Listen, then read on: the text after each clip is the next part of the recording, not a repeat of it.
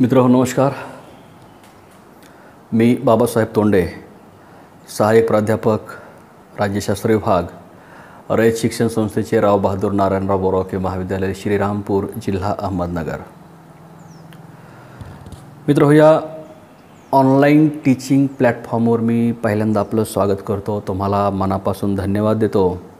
आणि आजचा जो आपला घटक आहे तो आपण शिकायला किंवा त्याविषयी चर्चा करायला आपण सुरू करूयात.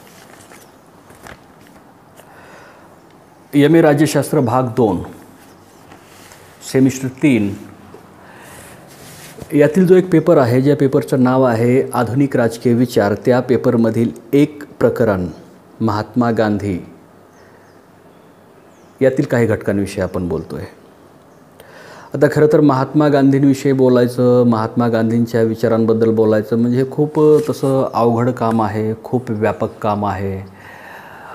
तरीसुद्धा आपण आपल्या अभ्यासाच्या सोयीनुसार किंवा अभ्यासाच्या दृष्टिकोनातून त्याला आपण आपल्या पद्धतीने मांडण्याचा प्रयत्न करतो आहे. गांधीजींबद्दल बोलायचं म्हटलं तर आपण सर्व ज्ञात आहोत की संपूर्ण जग महात्मा गांधींना ओळखतं, त्यांच्या विचारांना ओळखतं. या महामानवाने ह्या जगाला खूप मोठी वैचारिक देणगी दिलेली आहे. संपूर्ण जग गांधीवादाकडं किंवा गांधीजींच्या तत्वांकडे एक वेगळ्या दृष्टिकोनातून आकर्षिला जात आहे.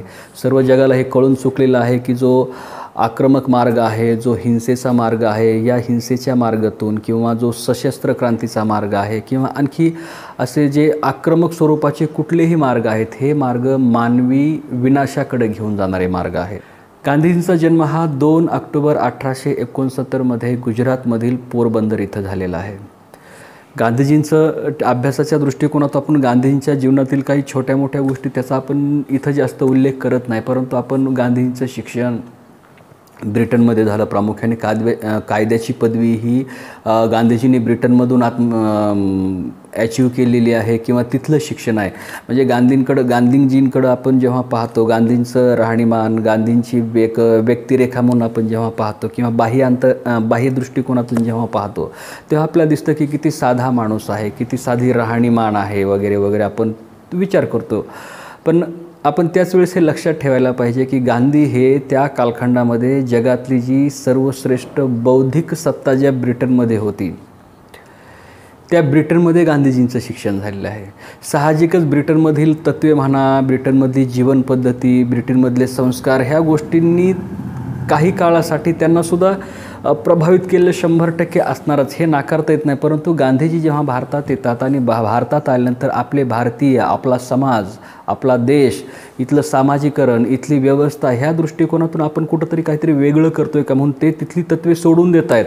आणि भारतातील किंवा इथल्या जनसामान्यांमध्ये राहण्यासाठी किंवा त्यांच्यासारखं जीवन जर आपण जगलो तर आणखी त्यांच्या आपण जवळ जाऊ, या दृष्टिकोनातून ते राहणीमान, विचारसरणी, ह्या सर्व गोष्टी आत्मसात करतात. गांधीजींबद्दल दुसरं बोलायचं झालं तर आपण म्हणतो की गांधीजींनी भारतीय स्वातंत्र्य लढ्याला योग्य दिशा दिली किंवा भारतीय स्वातंत्र्य लढ्याची एक खूप नैतिकता उंचावली किंवा भारताला स्वातंत्र्य मिळेपर्यंत त्याचं खूप खंबीरपणे नेतृत्व केलं. गांधीजींची याशिवाय या अगोदरची एक खूप चांगली ओळख अशी आहे की गांधीजींनी असाच लढा किंवा अशीच चळवळ ही दक्षिण आफ्रिकेमध्ये उभी केली होती, यशस्वी केली होती.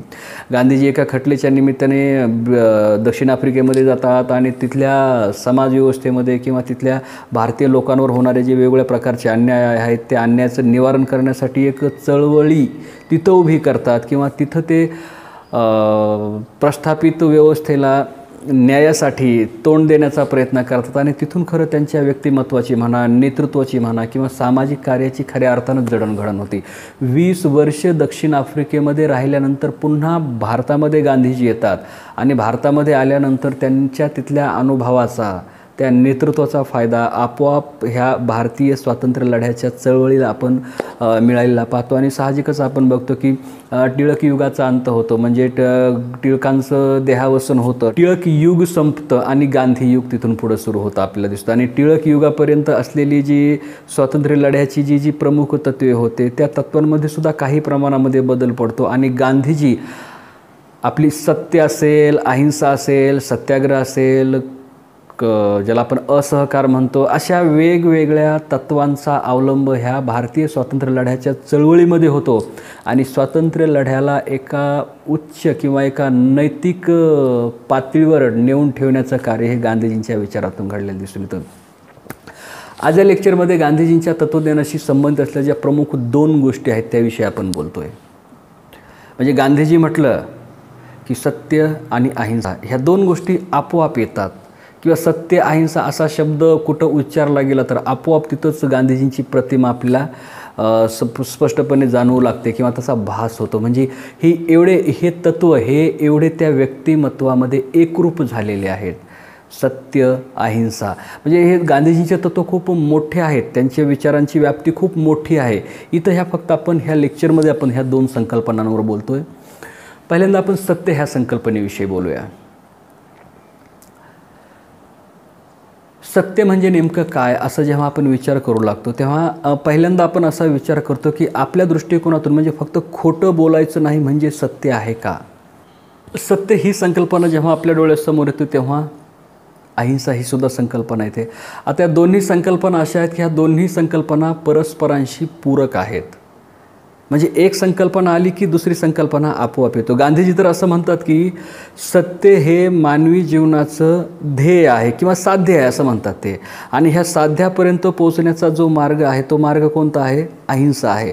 म्हणजे अहिंसेचा मार्ग स्वीकारून किंवा अहिंसेचा मार्ग पत्करून आपण आपल्या ध्येयापर्यंत जातो किंवा आपण आपल्या सत्यापर्यंत जाऊ शकतो हे गांधीजींनी सांगितलं. म्हणून सत्य आणि अहिंसा ह्या दोन्ही गोष्टी ह्या एकाच नाण्याच्या 2 बाजू आहेत किंवा त्या अजोड आहेत, त्या परस्पर पूरक आहेत, त्या एकमेकांपासून वेगळ्या करता येत नाहीत असं गांधीजी म्हणतात. सत्य कशाला म्हणायचं तर त्याविषयी गांधीजी असं सत्य म्हणजे हे ईश्वर आहे. गांधीजी म्हणतात सत्य म्हणजे सर्वोच्च प्रेम आहे, सत्य म्हणजे सर्वोच्च दया आहे, सत्य म्हणजे सर्वोच्च आत्मबलिदान आहे. म्हणजे उच्च प्रतीची दया, उच्च प्रतीचं आत्मबलिदान, उच्च प्रतीचं प्रेम यातून सत्य प्राप्त होतं असं गांधींना म्हणायचं आहे.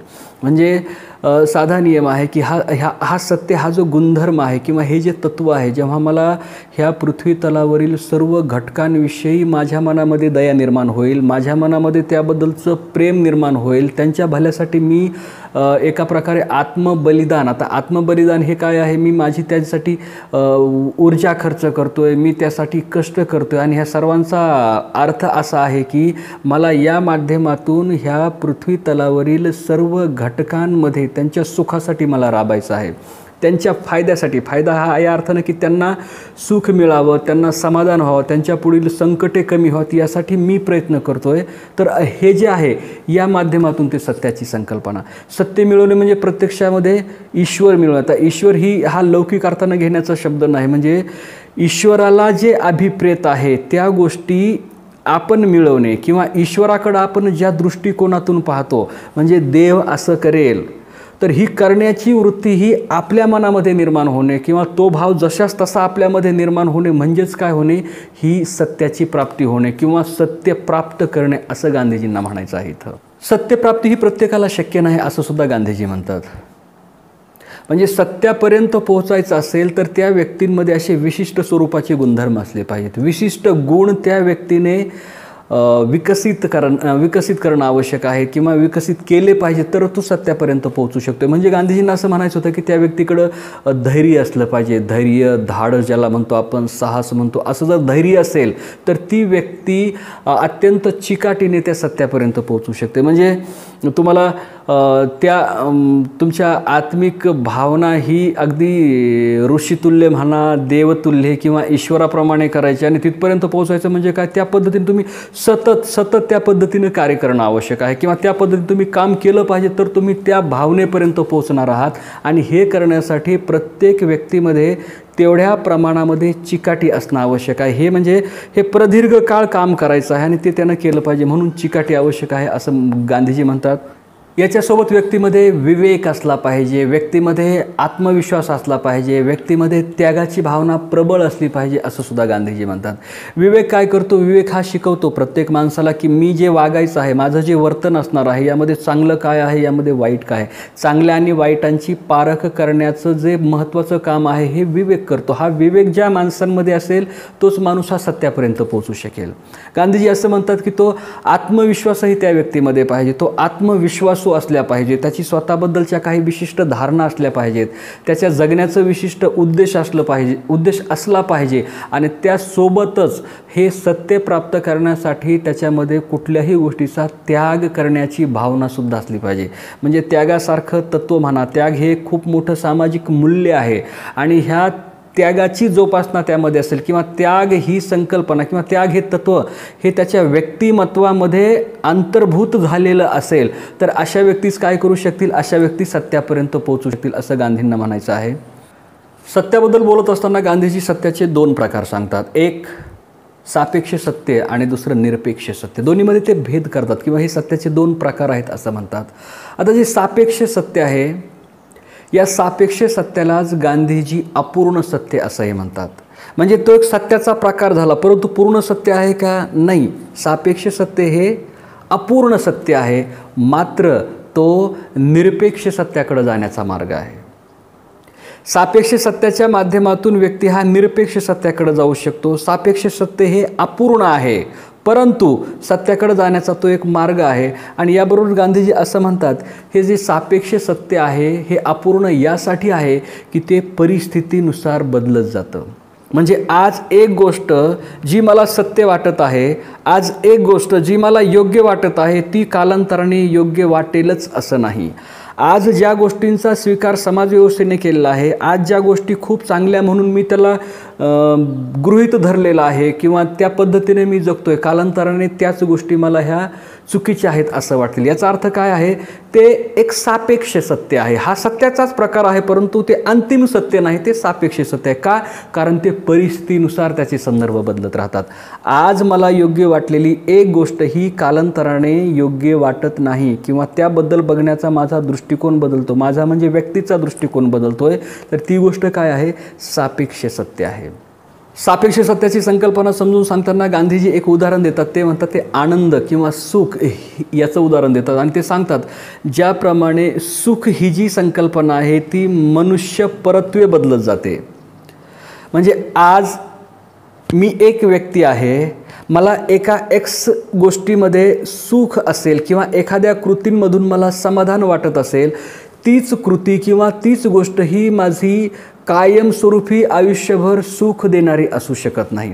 किंवा मला ज्या गोष्टीमध्ये सुख किंवा समाधान वाटतं, साहजिकच ते दुसऱ्या व्यक्तीला त्यामधून वाटेलच असं नाही किंवा त्या व्यक्तीला ज्यातून समाधान वाटतंय ते तिसऱ्या व्यक्तीला वाटेल असं असणार नाही. म्हणजे काय आहे?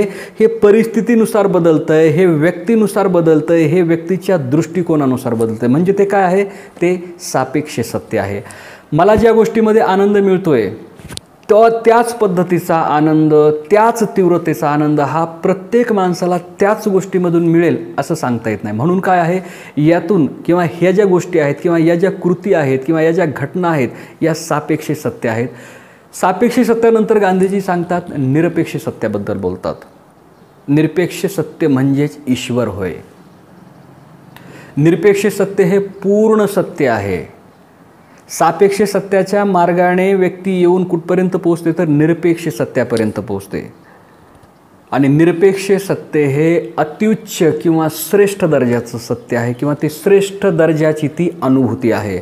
म्हणजे तुम्ही ईश्वरी मनाशी एकरूप होणे, ईश्वराच्या भावना तुमच्या मनामध्ये संक्रमित होणे, ईश्वराकडून ज्या पद्धतीने मानवी समूह अपेक्षा करतो त्या पद्धतीने तशी दृष्टी लोकांची तशी दृष्टी तुमच्याविषयी निर्माण होणे, म्हणजेच तुम्ही सत्यापर्यंत पोहोचणे होय. आणि खरोखरच की या पद्धतीने जर एखादी व्यक्ती जीवन जगत असेल, त्याचं कार्य या पद्धतीचं असेल, तर साहजिक आपण कधीकधी जेव्हा एखाद्या माणसाला म्हणतो त्या माणसांमध्ये देव आहे, म्हणजे त्याचा अर्थ हाच आहे, तो गांधींनी सांगितलेल्या सत्य या संकल्पनेपर्यंत पोहोचलेली व्यक्ती आहे, किंवा ती संकल्पना त्याच्या जगण्यामध्ये आहे, त्याच्या जीवनामध्ये आहे, त्याच्या आचरणामध्ये आहे, त्याच्या वर्तनामध्ये आहे, त्याच्या प्रत्येक कृतीमध्ये आहे.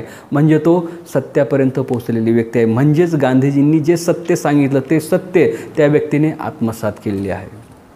गांधीजींच्या तत्वज्ञानातली ही दुसरी संकल्पना आहे जी सत्याच्या जोडीने येते, त्याला आपण अहिंसा असं म्हणतो. तर अहिंसा ही सुद्धा वरवर जेवढी सहजपणे किंवा सोपी दिसणारी आपल्या संकल्पना वाटते, एवढी सोपी संकल्पना नाही आहे, एवढी उथळ संकल्पना नाही आहे, किंवा आपण जो अर्थ घेतो हिंसा न करणे म्हणजे अहिंसा एवढाच त्याचा अर्थ नाही, तर ही खूप व्यापक आणि समृद्ध अशी संकल्पना आहे. तर गांधीजींनी सांगितलं की सत्य हे आपलं साध्य आहे आणि ते साध्य प्राप्त करण्याचा मार्ग हा अहिंसा आहे. म्हणजे अहिंसेशिवाय सत्य प्राप्त करू शकत नाही किंवा सत्यापर्यंत व्यक्ती पोहोचू शकत नाही असं गांधींना म्हणायचं. मग गांधी याचा अर्थ सांगत असताना अहिंसेचा अर्थ त्यांनी हरिजन नावाचं ते जे साप्ताहिक होतं ज्यामध्ये गांधीजी लेखन करत होते, त्या साप्ताहिकामध्ये त्यांनी अहिंसेची व्याख्या अशी सांगितली की ह्या पृथ्वीच्या पाठीवर असणाऱ्या प्रत्येक वस्तू किंवा प्राण्यांबद्दल किंवा प्राण्यांना शब्द, विचार आणि कृती यांच्या माध्यमातून कसलीही इजा किंवा दुखापत होऊ न देणे म्हणजेच अहिंसेचं पालन करणे होय. ह्या वाक्यातल्या एकेका शब्दाकडे आपण पाहिलं तर त्या अहिंसेची व्याप्ती किती मोठी आहे असं त्यांना म्हणायचं. म्हणजे ते फक्त प्राणीमात्राबद्दल बोलत नाही तर ते वस्तूंबद्दल सुद्धा बोलतात. आता आपण इथं असा विचार नाही करू शकत ती वस्तू म्हणजे वस्तूला काय जीव असतो का, त्यात काय चैतन्य असतं का. गांधीजींना असं म्हणायचं आहे की ह्या पृथ्वीतलावरची एखादी वस्तू आहे, तुमच्या कृतीतून त्या वस्तूची हेळसांड करणे हे सुद्धा काय आहे, हिंसा आहे एका प्रकारची. ते सुद्धा अहिंसेच्या विरोधातलं कृत्य आहे असं म्हणायचं आहे. आणि ह्या पृथ्वीतलावरचा प्रत्येक प्राणी म्हणजे त्यामध्ये मानवासहित प्राणी, मानव गृहीत धरून मानव आहे आणि कुठलाही प्राणी आहे, त्याला तुम्ही कुठलीही दुखापत करणार नाही, त्याला कुठली तुम्ही इजा करणार नाही. आता ही इजा म्हणा किंवा दुखापत म्हणा याचे त्यांनी जे ते अशा ह्या गोष्टी घडतात त्याची जी साधनं आहेत त्या साधनांवर विशेष त्यांनी उल्लेख केला किंवा विशेष भर दिला. ते काय म्हणतात, विचाराने, शब्दाने आणि कृतीने कसलीच इजा होणार नाही. म्हणजे मी एक व्यक्ती आहे आणि माझ्या डोक्यामध्ये असा एक विचार आहे, त्या विचारामध्ये सुद्धा जर समोरच्या व्यक्तीबद्दल, समोरच्या घटकाबद्दल, एखाद्या सजीव प्राण्याबद्दल काही नकारात्मक विचार आले असतील तर ती सुद्धा हिंसा आहे असं गांधींना म्हणायचं आहे. म्हणजे व्यक्तीचा विचारसुद्धा एवढा विशुद्ध असला पाहिजे की त्या विचारापर्यंतसुद्धा हिंसा कधी पोचली नाही पाहिजे. म्हणजे व्यक्तीच्या डोक्यात निर्माण होणारे विचारसुद्धा हे अहिंसेचं खूप मोठं द्वेतक असावेत आणि त्यांच्या जवळपास कुठं हिंसासुद्धा नसावे. कुठलीही ज्याला आपण म्हणतो की इजा, हिंस्र हल्ला, दुसरे समोरच्या व्यक्तीच्या मनाची हेळसांड करणे, त्याचं मन दुखवेल असं बोलणे, त्याला शारीरिक इजा होईल असं आपण वर्तन करणे, म्हणजे त्याची जी एक माणूस म्हणून प्रतिष्ठा आहे त्या प्रतिष्ठेला कुठं गालबोट लागेल असं आपण वर्तन करणे, ह्या अशा सर्व गोष्टी ह्या हिंसा आहेत असं गांधींना म्हणायचं आहे. कृती दूरची गोष्ट, गांधीजी पहिल्यांदा काय म्हणतात की त्याच्या डोक्यातही असा विचारामधून सुद्धा हिंसा त्यांना मान्य नाही, शब्दांमधून तर अजिबात नाही, कृतीतून तर ती भयंकरच हिंसा आहे असं ते म्हणतात. म्हणजे माझ्या एखाद्या बोलण्याने, माझ्या एखाद्या पाहण्याने, माझ्या एखाद्या इशाऱ्याने, माझ्या एखाद्या कुठल्याही कृतीने, माझ्या विचार करण्याने, माझ्या अपशब्दाने कुणाच्या तरी भावना दुखतायत, त्या प्रत्यक्षपणे दुखतायत किंवा त्या व्यक्तीची हेळसांड होते किंवा त्या व्यक्तीच्या प्रतिष्ठेला कुठंतरी गालबोट लागतंय, ती हिंसा आहे असं गांधींना म्हणायचं आहे. आणि कृती तर आपल्याला माहीतच आहे की आपण थेट कुणावर हल्ला करणे, कुणाला दुखापत करणे, हिंस्र विचार घेऊन किंवा शस्त्र घेऊन हल्ला करणे ही हिंसा आहे. तर ही अशी हिंसा कसल्याही प्रकारची, म्हणजे विचारापासून, शब्दापासून ते कृतीपर्यंतची प्रत्येक हिंसा गांधींनी त्याज्य केली. तशी कोणतीही कृती न करणे म्हणजेच अहिंसेचं पालन करणे असा एवढा अहिंसेचा विस्तृत व्यापक अर्थ महात्मा गांधी यांनी इथं सांगितलेला आहे. महात्मा गांधी जेव्हा अहिंसेबद्दल बोलतात तेव्हा महात्मा गांधी अहिंसेचे पुन्हा प्रमुख 3 प्रकार सांगितले आहेत. यातला पहिला प्रकार निषेधात्मक अहिंसा, दुसरा प्रकार विधायक अहिंसा आणि तिसरा प्रकार निरपेक्ष अहिंसा. निषेधात्मक अहिंसा सांगताना गांधीजी असं म्हणतात, निषेधात्मक अहिंसा म्हणजे कुठलीही कृती, कुठलंही कार्य किंवा कुठलाही हल्ला त्याज्य करणे. म्हणजे कुणावरही शब्दाने कुणाला दुखवू नये, कुणाला त्रास देऊ नये, कुणावरही हल्ला करू नये, कुणाची हत्या कुणाला मानसिक इजा होईल असं काहीही करू नये. याला काय म्हणतो, याला आपण असं म्हणतो की याला निषेधात्मक अहिंसा निषेधात्मक अहिंसा असं गांधीजी म्हणतात. आपल्या कृतीने शब्दाने हल्ला करून कुणाला दुखापत करायची नाही, ही निषेधात्मक अहिंसा आहे. दुसऱ्या अहिंसेचा प्रकार जो आहे तो आहे विधायक अहिंसा. या अहिंसेचा प्रकार असा आहे, तुम्ही हल्ला करणार नाही, कुणाविषयी तर वाईट बोलणारच नाही, कुणाविषयी वाईट विचारही करणार नाही. त्याच्या पुढची ही स्टेप आहे. त्याच्या पुढची स्टेप काय आहे, तुम्ही स्वतः कष्ट करून, तुम्ही स्वतः त्रास सहन करून, तुम्ही स्वतःला झळ स्वतःची सहन करून तुम्ही असं कार्य करणार आहात की ज्या कार्याच्या माध्यमातून ह्या समाजातील लोकांना काहीतरी सुकर जीवन जगायला मिळणार आहे. म्हणजे दुसऱ्यांना सुख देण्यासाठी, दुसऱ्यांना समाधान देण्यासाठी तुम्ही स्वतः काही त्रास सहन करून घेणार आहात, तुम्ही स्वतः काही कार्य करत राहणार आहात, तुम्ही स्वतः आपली ऊर्जा असेल, आपलं श्रम असेल, आपल्याकडच्या अनेक गोष्टी आहेत त्यावर खर्च करणार आहात. आणि त्यातून काय करणार आहे, तुम्ही त्यातून या समाजातील लोकांना किंवा इतरांना आनंद देण्याचा प्रयत्न करणार, इतरांना समाधान देण्याचा प्रयत्न करणार, इतरांची जी खुशी आहे किंवा इतरांना जे चांगलं वाटेल त्यांना त्या पद्धतीचा प्रयत्न करणार आहेत. म्हणजेच काय, ती विधायक प्रकारची अहिंसा आहे. आणि जो तिसरा प्रकार आहे निरपेक्ष अहिंसा, या अहिंसेला महात्मा गांधी महान व्यक्तीची अहिंसा असे म्हणतात. हीच अहिंसा म्हणजे सत्याकडे जाण्याचा मार्ग आहे, महान व्यक्तीची अहिंसा. ही अहिंसा स्पष्ट करत असताना पुन्हा गांधीजी 3 प्रकार सांगतात. ह्या तिसऱ्या प्रकारातला जो पहिला प्रकार आहे तो आहे वीर पुरुषाची अहिंसा, दुसरा प्रकार आहे दुर्बल व्यक्तीची अहिंसा आणि तिसरा प्रकार आहे तो भित्र्या व्यक्तीची अहिंसा. आता याचा जो पहिला प्रकार आहे कुठला, वीर पुरुषाची अहिंसा, ही अहिंसा म्हणजे अहिंसेचा हा सर्वात श्रेष्ठ प्रकार आहे. गांधीजी असं म्हणतात, वीर पुरुषाची अहिंसा म्हणजे अशी माणसं ज्या माणसांमध्ये सर्व प्रकारच्या क्षमता असतात, ते कुणावर हल्ला करण्याची क्षमता बाळगून असतात, तो या व्यवस्थेमध्ये काहीही बदल कशाही पद्धतीने करण्याची त्यांच्यामध्ये क्षमता असते, त्यांच्याकडं सर्व प्रकारची साधने उपलब्ध असतात, तरीही ते अहिंसेचा मार्ग स्वीकारतात. आणि हा मार्ग स्वीकारत असताना ते त्यांच्याकडे इलाज नाही आहे म्हणून अहिंसा स्वीकारतात असं नाही, तर अहिंसा हे त्यांच्या अंतर्गत असलेलं रुजलेलं त्यांचं हे व्यक्तिमत्वातलं प्रमुख तत्व आहे जे त्यांनी आचरणात आणलं आहे, म्हणून ते अहिंसेचं पालन करतात. तर ती कुणाची, वीर पुरुषाची अहिंसा आहे. म्हणजे वीर पुरुष त्याच्याकडे सर्व तो शारीरिकदृष्ट्या समृद्ध आहे, आर्थिकदृष्ट्या समृद्ध आहे, त्याच्याकडं सर्व गोष्टी आहेत. म्हणजे पैसा आहे, शारीरिक शक्ती आहे, ज्याला आपण मसल पॉवर म्हणतो असं आहे, त्याच्याकडं धाडस आहे, तो काहीही करू शकतोय. म्हणजे एवढं सर्व असूनही तो हिंसेचा मार्ग स्वीकारत नाही, म्हणजे ती वीर पुरुषाची अहिंसा आहे असं गांधीजी म्हणतात. आणि हा अहिंसेचा सर्वश्रेष्ठ प्रकार आहे असं गांधीजी म्हणतात. दुसरा जो प्रकार गांधीजींनी सांगितला तो प्रकार म्हणजे दुर्बल व्यक्तीची अहिंसा. गांधीजी असं म्हणतात, काही व्यक्ती अशा असतील की त्या दुर्बल असतील म्हणून अहिंसा हा सिद्धांत म्हणा किंवा अहिंसा हे तत्व स्वीकारतील. पण हे स्वीकारत असताना ह्या लोकांची जी अहिंसा आहे ही अहिंसा परिस्थितीनुसार बदलत राहील आणि त्याचप्रमाणे ही अहिंसा तात्पुरत्या स्वरूपाची असेल. म्हणजे कुणीतरी मला सांगितलं की तू अहिंसेचा स्वीकार कर, मग मी अहिंसेचा स्वीकार केला, त्या व्यक्तीचा माझ्यावर जोपर्यंत प्रभाव आहे तोपर्यंत मी ती अहिंसा माझ्या जीवनामध्ये किंवा जगण्यामध्ये प्रदर्शित करण्याचा प्रयत्न करतोय किंवा त्या पद्धतीनं वागतोय. परंतु पुन्हा मी कुठल्या तरी अशा घटकानं प्रभावित होतोय किंवा त्या व्यक्तीचा माझ्यावर प्रभाव कमी होतोय आणि मी अहिंसेचा त्याग करतोय आणि हिंसेचा मार्ग स्वीकारतोय. काही काळापुरती मी अहिंसा स्वीकारली आहे आणि परिस्थितीनुसार माझ्यामध्ये बदल झाला, जे अशी जे लोक आहेत त्या अहिंसेला गांधीजी दुर्बल व्यक्तीची अहिंसा म्हणतात. आणि गांधीजींनी सांगितलं जो तिसरा प्रकार आहे, तिसरा प्रकार म्हणजे भित्र्या व्यक्तीची अहिंसा होय. भित्र्या व्यक्तीची अहिंसा हा सर्वात निकृष्ट आणि दुय्यम स्वरूपाचा प्रकार आहे असं गांधीजी या प्रकारची खूप हेटाळणी करतात. गांधीजी एवढं सांगतात, मला जर असं कुणी विचारलं तुम्ही भित्र्या व्यक्तीच्या अहिंसेचा स्वीकार करणार का हिंसेचा स्वीकार करणार, तर मी थेट हिंसेचा स्वीकार करेल असं ते म्हणतात. म्हणजे हिंसेपेक्षाही भयानक म्हणा किंवा हिंसेपेक्षाही वाईट प्रकार तो कोणता आहे, भित्र्या व्यक्तीची अहिंसा.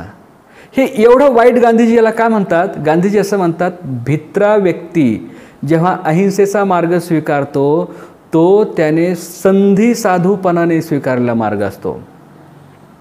म्हणजे त्याच्याकडे इलाज नाही म्हणून तो अहिंसेचा मार्ग स्वीकारतो. म्हणजे हिंसा करण्याच्या अंतर्गत खूप त्याची इच्छा आहे, तो हिंसक प्रवृत्तीचा आहे, परंतु तो खूप दुर्बल आहे, त्याच्याकडे शारीरिक क्षमता नाही आहे, त्याच्याकडे कुठली साधनं नाही आहेत आणि त्या परिस्थितीमध्ये तो अहिंसेचं स्वरूप धारण करतो आहे आणि आपलं एक अहिंसेचा मुखवटा धारण करतो आहे आणि जशी त्याला हिंसा करण्याची संधी मिळेल तसा तो हिंसेचा मार्ग स्वीकारतो आहे. म्हणजे ही संधी साधू लोक आहेत असं गांधीजींना म्हणायचं आहे. अशा लोकांची जी अहिंसा असेल ती अत्यंत निकृष्ट आहे आणि तो प्रकार हा घातक आहे, तो समाज व्यवस्थेसाठी घातक आहे असं गांधींना म्हणायचं आहे. असे हे 3 प्रकार सांगून यातील सर्वात श्रेष्ठ अहिंसा म्हणून गांधीजी वीरपुरुषाच्या अहिंसेचा उल्लेख करतात किंवा त्याचं ते समर्थन करतात.